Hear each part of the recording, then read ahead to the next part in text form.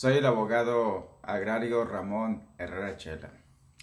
Si te interesa integrarte a un grupo de WhatsApp donde se comparten esta clase de videos, de temas, de información, puedes enviar un mensaje al 6691 1370 43. Repetimos, 6691 1370 43. Todo lo que se comparte en ese grupo es completamente gratis. No andamos vendiendo nada, no andamos poniendo ninguna clase de condiciones. Pues bien, el tema ganador y con un amplio margen es tus derechos humanos al comparecer ante una autoridad.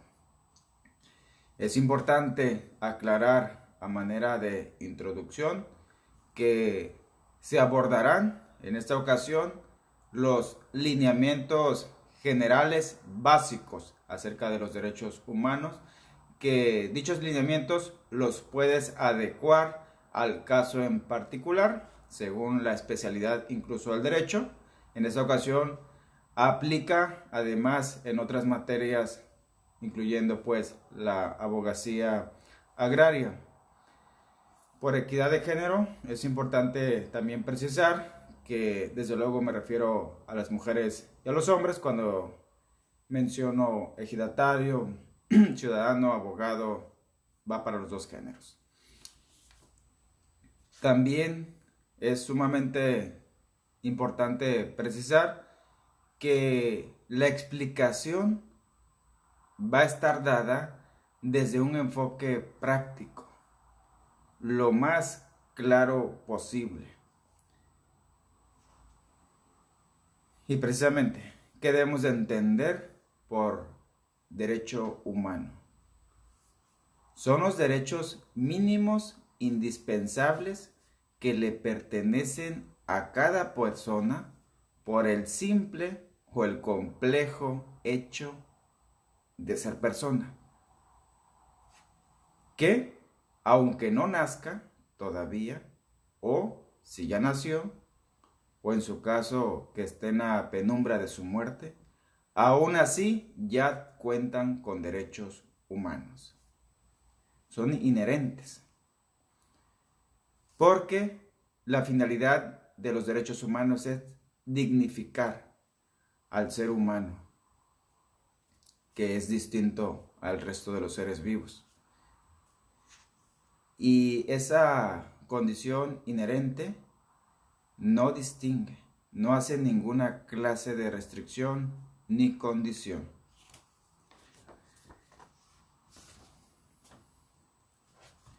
Y eso es por regla general.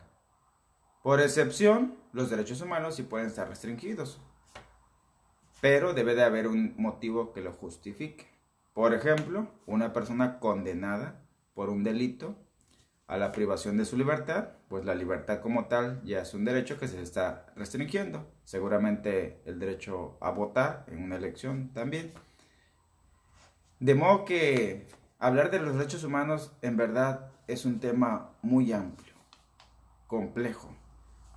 Y está de hecho clasificado, los derechos en sí están clasificados y subclasificados en categorías.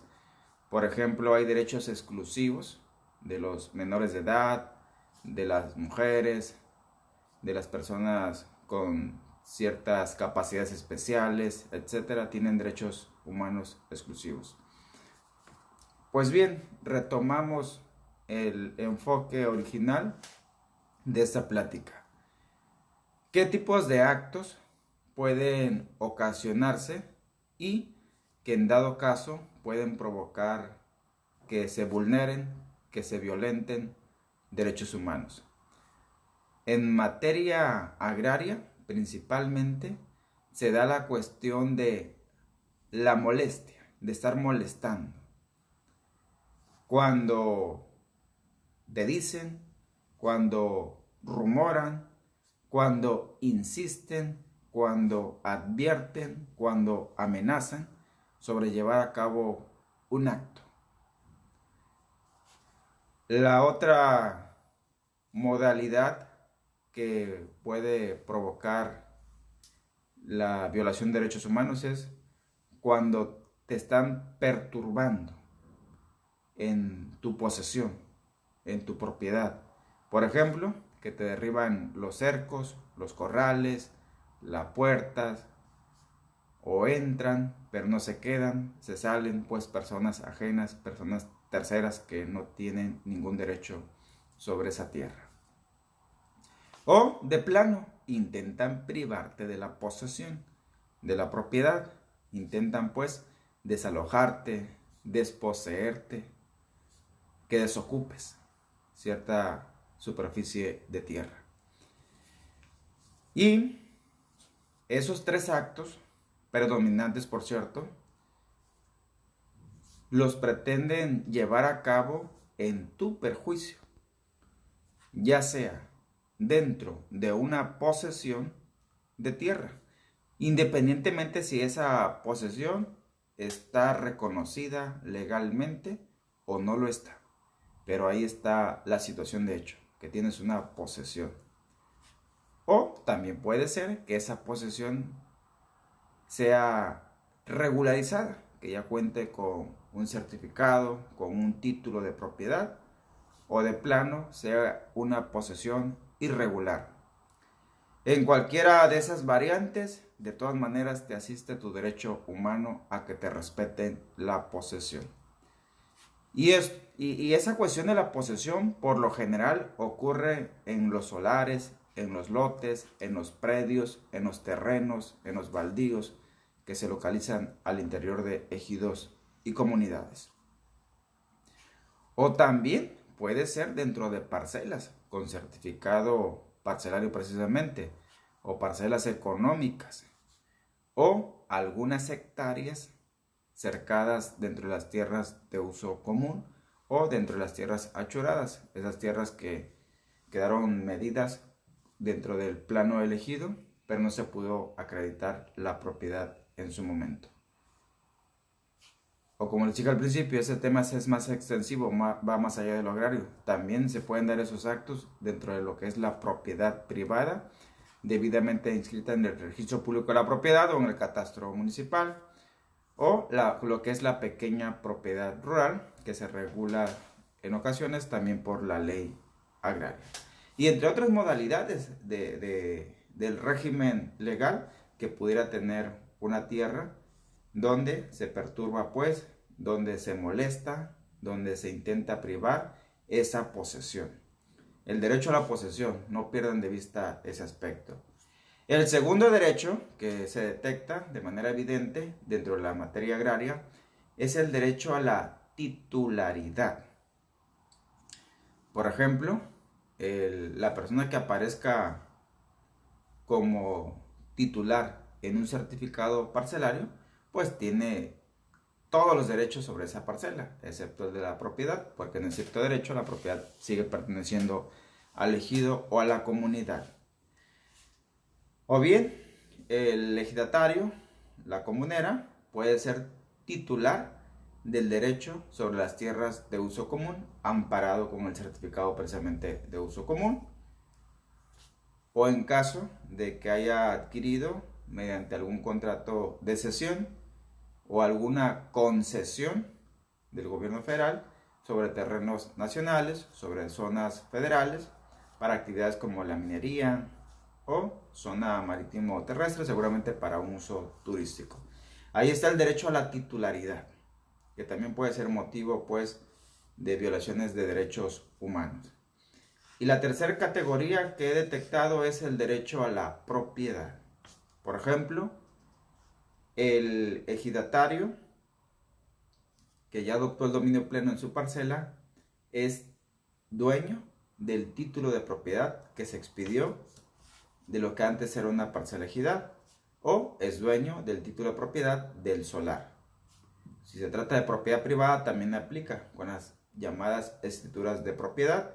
Y recordemos que el ejido como persona moral, pues es dueño de las tierras de uso común y de cualquier otra tierra que no sea asignada en lo individual a una persona. ¿Y quiénes pueden ejercer o intentar ejercer esos actos de molestia, perturbación o intentar privar de la libertad intentar privar sobre la posesión, sobre la titularidad o sobre la propiedad? He detectado que pueden ser tres clases de personas o de entes jurídicos. Número uno, los particulares.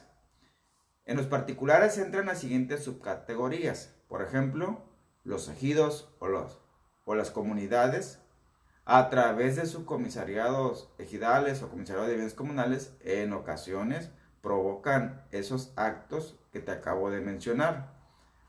O las empresas privadas, sobre todo aquellas del ramo de las telecomunicaciones, de las que construyen o administran carreteras de cobro, las que se dedican al giro de la minería, de los hidrocarburos, de los ductos de gas, por su poder, por su capacidad, a veces por su monopolio, tienen el rango en sus actos equivalentes al de una autoridad. Entonces los particulares sí pueden provocar violaciones a los derechos humanos de los que te vengo mencionando. Y las que sí son con frecuente están las dependencias públicas o sus funcionarios públicos. Las más comunes en materia agraria está la Comisión Federal de Electricidad, está la Secretaría de Comunicaciones y Transportes, está Petróleos Mexicanos, están también los gobiernos estatales o entidades federativas o los gobiernos municipales, incluyendo, por ejemplo, la policía municipal, que es la que auxilia por ahí cuando va a haber un desalojo, una desocupación forzosa o judicial. Están las oficinas del catastro, que a veces andan reconociéndole ahí inscripciones de folios catastrales a personas que no le pertenece cierta posesión, cierta propiedad, cierto terreno de un ejido o comunidad. Están las direcciones municipales de desarrollo urbano, por ejemplo, su equivalente, que también a veces andan metiéndose en asuntos agrarios por la cuestión del régimen legal. Y también están en una tercera categoría de quienes provocan violaciones a los derechos humanos, las autoridades, que son los funcionarios pues facultados para administrar e impartir justicia, es decir, haciendo cumplir lo que legalmente está establecido, aunque a veces pues de manera cuestionable. Y que esa autoridad dicta sus determinaciones para que se cumplan, es decir, una sentencia, cumplimiento forzoso, y que la hace cumplir de ser necesario con el uso de la fuerza pública. Dentro de las autoridades más recurrentes, precisamente es el Tribunal Agrario, el juzgado de primera instancia, sea civil, familiar, penal, mixto, etc. Esas son las autoridades, esas son las dependencias, esas son los particulares que pueden provocar violaciones a los derechos humanos. Y con esos actos sobre la posesión, sobre lo que te pertenece, sobre tu propiedad, te pretenden privar, ya sea de manera total respecto a la superficie o de manera parcial. Y aquí ya viene ahora sí el desarrollo crucial del tema. Número 1. Cualquiera de los que te acabo de mencionar, sobre todo los particulares, de manera extrajudicial, es decir, fuera de todo procedimiento, van y te piden, o te avisan, o de plano te amenazan, o de alguna manera te enteraste de que ese particular, de que esa empresa con concesiones, de que esa dependencia pública, te piden que desocupes, que entregues, que desalojes, que devuelvas, que te salgas voluntariamente del solar, de las parcelas, de los hectáreas de uso común, de una propiedad privada, de una pequeña propiedad privada en la zona rural, etcétera, las que te acabo de mencionar, de la casa, del hogar. O cuando le toca el protagonismo a una dependencia pública o a una empresa con una concesión vigente federal, también puede intentar que desocupes o que facilites o que permitas, por ejemplo, la servidumbre de paso, la servidumbre legal de paso, el derecho de vía, el declarar área natural protegida, una parcela, ciertas hectáreas de uso común, si no es que a todo elegido, o de que no pongas trabas porque van a llevar a cabo una expropiación, de que no impugnes ese proceso. Tercera categoría, las autoridades. Te mencioné cuáles son las autoridades. Ellos pueden intentar desposeerte, desocupar, desalojar a la persona, al ciudadano, de esa posesión, de esa propiedad que detenta, que le pertenece. Esos ejemplos que te vengo señalando, desde luego que consisten en violación a los derechos humanos en diferentes categorías. Por ejemplo, el principal es al patrimonio. Las tierras, las parcelas, las casas, las construcciones, la superficie del suelo, ya sea una modalidad de posesión, como ya te lo mencioné, o de propiedad, o de casa, habitación, finca, rancho, etcétera. Y con privar o intentar privar del patrimonio o perturbarlo y molestarlo, también se pueden generar más molestias o más violaciones a otros derechos humanos que incluso tienen un interés superior para la autoridad, como puede ser el de los incapaces, el de las personas indígenas, de los menores de edad, o que representa el hogar familiar. Y con ello, por ejemplo, si se trata de tierras que se les saca provecho en la ganadería, en la agricultura, por citar algún ejemplo, desde luego que también se les está privando o le intentan privar de lo que es el derecho al trabajo, que a veces literalmente representa un modo único de subsistir, de obtener recursos para alimentarse y alimentar a la familia. Y aquí, cuando ya te topas con cualquiera de las variantes que te acabo de mencionar, vámonos sobre el siguiente paso. Tienes las siguientes opciones. Inciso A, presentar un amparo indirecto ante el juez de distrito que le corresponda por cuestión territorial. Y en esos casos delicados, en esos asuntos urgentes, no es necesario que agotes la instancia, el recurso ordinario correspondiente.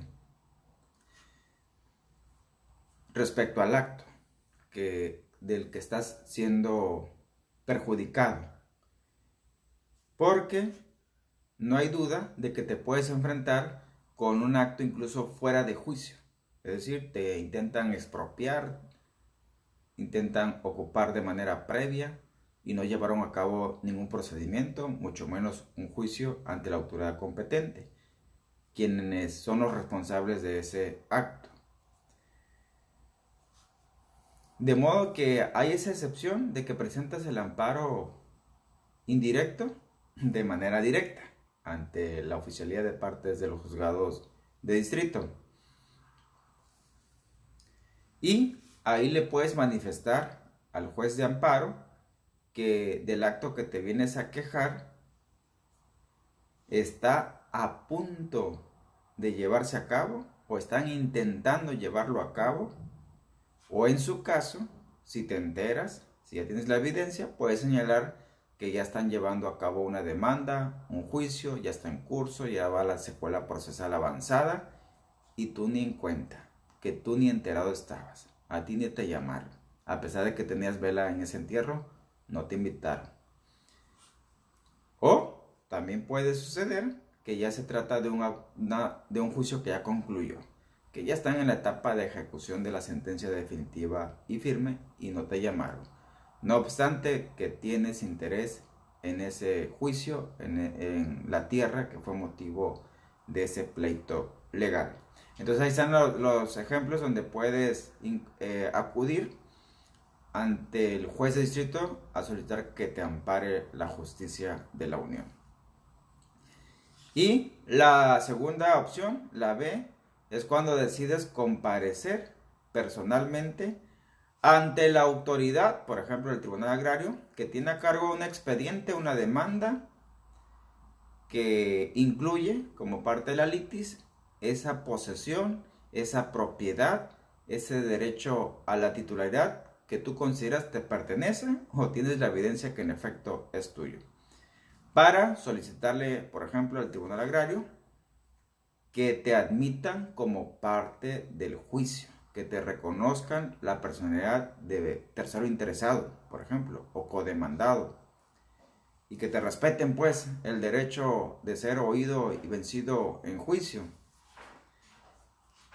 el derecho, el famoso derecho a la debida defensa, que hoy evolucionó, por cierto, ya de manera más formal a la tutela judicial efectiva, que es un concepto más moderno, más amplio y que de hecho las características las definieron en el extranjero y al Estado mexicano lo obligaron a que lo adoptaran, la tutela judicial efectiva. Te recomiendo de hecho que busques tesis ahí en el portal de la Corte acerca de la tutela judicial efectiva y te encontrarás con un concepto mucho más amplio.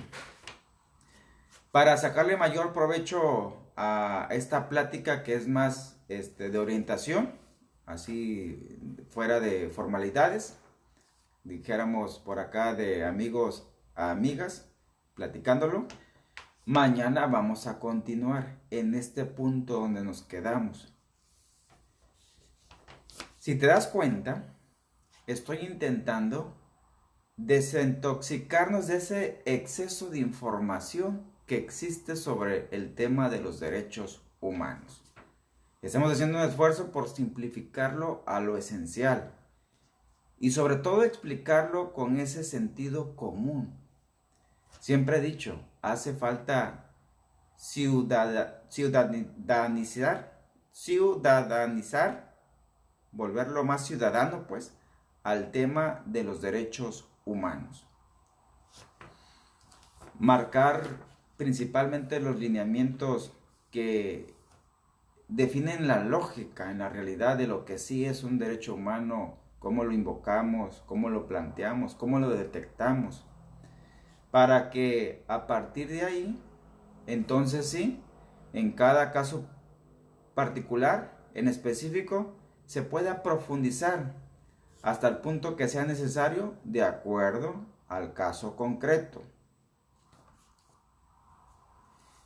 Y a partir de ahí, entonces, comprender en su contexto más general cómo manejar el tema de los derechos humanos. Porque en ocasiones me doy tiempo para escuchar algunas conferencias ya grabadas en vivo del tema de los derechos humanos, pero en cuanto empiezan con que el ombudsman, digo ya, hasta ahí llegó lo interesante. Empiezan a teorizarlo, empiezan a llenarlo de doctrina, desde el enfoque didáctico, desde el enfoque de la investigación. Y de hecho sí es muy importante, esa es la otra cara de la moneda. Pero acá, los que estamos en la batalla, los estudiantes, los pasantes, los abogados, los profesionistas con posgrado, ocupan ese enfoque más práctico. Y es así como intentamos dar esa introducción. De hecho, mañana que vamos a reanudar este tema, que vamos a entrar a lo fuerte, te recomiendo muchísimo que hagas esta tarea. Analiza, revisa, interpreta lo que es el artículo 1º, 5º, 8º, el 14, 16 por excelencia y el 27 de la Constitución Federal, porque ahí está la columna vertebral jurídica que sostiene toda esa estructura que le da forma pues al tema práctico de los derechos humanos. Analízalo, artículo 1, 5, 8, 14, 16 y 27, porque mañana vamos a analizar por separado. El dichoso derecho de que nadie puede ser privado de sus propiedades, ya quedamos que en materia agraria hay propiedades, de sus posesiones, es evidente que también hay posesiones, o sus derechos, como el derecho a ser titular de una parcela, sino mediante un juicio seguido ante los tribunales previamente establecidos en los que se cumplen las formalidades esenciales del procedimiento y conforme a las leyes expedidas con anterioridad al hecho. Y el artículo 16, nadie puede ser molestado en su persona, familia, domicilio, papeles, posesiones, sino es en virtud de un mandamiento escrito de la autoridad competente que funde y motive la causa legal del procedimiento. En los juicios y procedimientos seguidos en forma de juicio en los que se establezcan como la regla la oralidad. Recordemos que los juicios agrarios son predominantemente orales. Y en los que deberá quedar pues constancia de tales actos. Entonces mañana vamos a rondar esto. Te encargo ahí que leas esos artículos, los analices para que le saques mayor provecho a la continuación de este interesante tema de los derechos humanos cuando acudes ante una autoridad.